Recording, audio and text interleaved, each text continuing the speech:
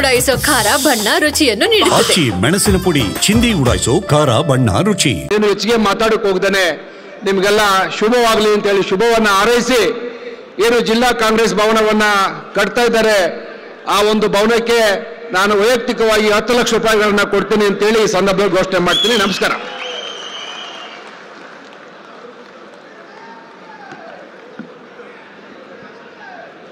ಈ ಒಂದು ಯುವ ಕಾಂಗ್ರೆಸ್ ಪದಗ್ರಹಣ ಕಾರ್ಯಕ್ರಮವನ್ನು ಕುರಿತು ಮಾತನಾಡಿದಂಥ ನಮ್ಮ ಚನ್ನಪಟ್ಟಣ ಶಾಸಕರಾದಂಥ CP ಯೋಗೇಶ್ ಸರ್ಗೆ ಧನ್ಯವಾದಗಳು. ಮತ್ತೆ ಅದೇ ರೀತಿಯಾಗಿ ನಮ್ಮ ಮತ್ತೊಬ್ಬರು ಶಾಸಕರು ಮಾಗಡಿ ವಿಧಾನಸಭಾ ಕ್ಷೇತ್ರದ ಜನಪ್ರಿಯ ಶಾಸಕರಾದಂಥ ಶ್ರೀ HC ಬಾಲಕೃಷ್ಣ ಸರ್ ಈ ಒಂದು ಕಾರ್ಯಕ್ರಮವನ್ನು ಕುರಿತು ಮಾತನಾಡಬೇಕಂತ ಮನವಿ ಮಾಡ್ತಾ ಇದ್ದಾರೆ.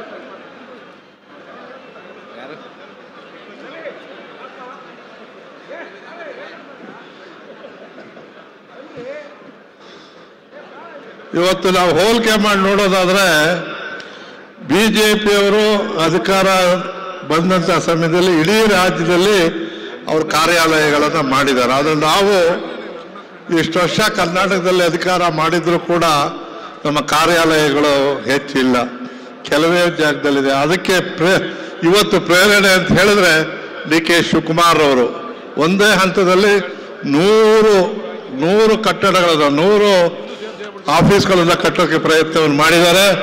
ಅದರಲ್ಲೂ ಈಗ ತಕ್ಷಣ ಈಗ ರಾಮನಗರ ನಮ್ಮ ಮಾತೃ ಜಿಲ್ಲೆ, ನಾನು ಕೂಡ 1,01,000 ರೂಪಾಯಿ ಕೊಡ್ತೇನೆ.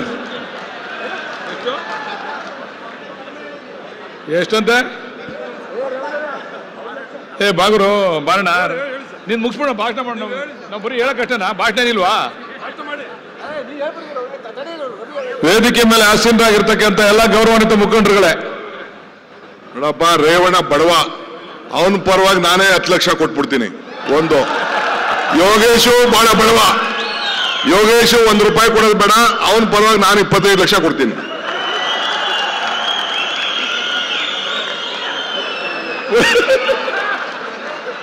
ನೀನೇನ್ ಕೊಡೋದು ಬೇಡ ಬಿಡಪ್ಪ, ನಾನು ಕೊಡ್ತೀನಿ. ನಾನು 5 ಲಕ್ಷ ರೂಪಾಯಿ ಕೊಡ್ತೀನಪ್ಪ.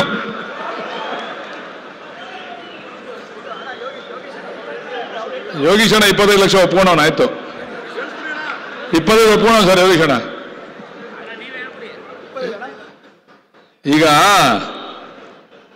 ಎಲ್ಲ ವೇದಿಕೆ ಮೇಲೆ ಇರ್ತಕ್ಕಂಥ ನಮ್ಮ ಪಕ್ಷದ ಹಿರಿಯ ಮತ್ತು ಕಿರಿಯ ಮುಖಂಡರುಗಳೇ, ಬಂದಿರತಕ್ಕಂಥ ಎಲ್ಲ ಯುವಕ ಮಿತ್ರರೇ, ನಮ್ಮ ನಾಯಕರಾದಂಥ DK ಸುರೇಶ್ ಅವರು ಯುವಕರ ಶಕ್ತಿಯ ಬಗ್ಗೆ ಸಾಕಷ್ಟು ವಿಶ್ಲೇಷಣೆಯನ್ನು ಮಾಡಿದ್ದಾರೆ. ಯುವಕರು ಈ ದೇಶಕ್ಕೆ ಮತ್ತು ಪಕ್ಷಕ್ಕೆ ಎಷ್ಟು ಅನಿವಾರ್ಯ ಅಂತಕ್ಕಂಥ ವಿಚಾರಗಳನ್ನು ಹೇಳಿದ್ದಾರೆ.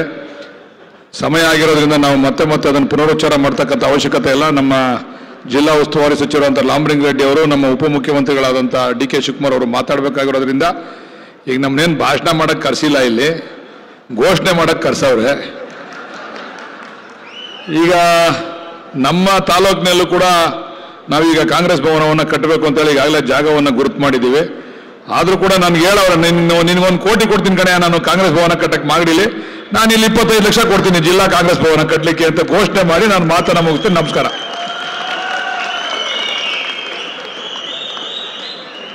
ಬಾಲಣ್ಣ ಸರ್ಗೆ ಧನ್ಯವಾದಗಳನ್ನ ಹೇಳ್ತಾ, ನಮ್ಮ ರಾಮನಗರ ಕ್ಷೇತ್ರದ ಜನಪ್ರಿಯ ಶಾಸಕರು ಹಾಗೂ ನಮ್ಮೆಲ್ಲರ ನಾಯಕರು ಈ ಒಂದು ಕಾರ್ಯಕ್ರಮವನ್ನು ಕುರಿತು ಮಾತನಾಡಬೇಕಂತ ಇಕ್ಬಾಲ್ ಹುಸೇನ್ ಸಾಹೇಬರಿಗೆ ಕೇಳ್ಕೊತಾ ಇದ್ದೀವಿ.